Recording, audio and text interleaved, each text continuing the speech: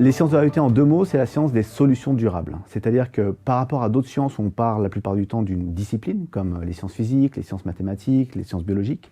Là, on parle d'une problématique et de solutions qu'on veut trouver à cette problématique. Alors, si on prend l'exemple de l'aquaculture ou le fait qu'on ait une production durable de poissons, voilà, on essaye de trouver des solutions durables à la consommation en produits de la mer, produits des rivières. Et donc, à partir de cette solution qu'on essaye de trouver, on réembobine un petit peu les questions de recherche. Donc, on part finalement du produit final pour essayer de voir qu'est-ce que j'ai besoin pour répondre à cette solution, pour trouver une solution par rapport à une problématique. Et donc la plupart du temps, on a besoin de plusieurs disciplines, puisque les problématiques à l'heure actuelle, elles sont extrêmement complexes, elles sont voilà, avec des aspects à la fois sociaux, environnementaux, de santé, etc. Donc on voit que la plupart du temps, pour répondre à ces problématiques, il nous faut de l'interdisciplinarité.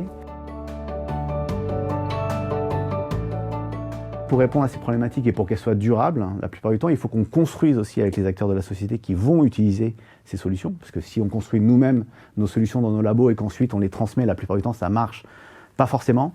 Et donc, souvent, on a besoin de co-construire avec les acteurs de la société, que ce soit les universités donc d'où on vient, ensuite les collectivités publiques, le secteur privé, les ONG. Voilà, ce sont plein de partenaires qu'il y a dans la société, souvent avec lesquels on co-construit. Donc, c'est ce qu'on appelle la transdisciplinarité. C'est une autre, je dirais, un autre pilier de la science de la réalité, c'est la transdisciplinarité, donc avec des savoirs non académiques, et aussi l'interdisciplinarité entre différents savoirs.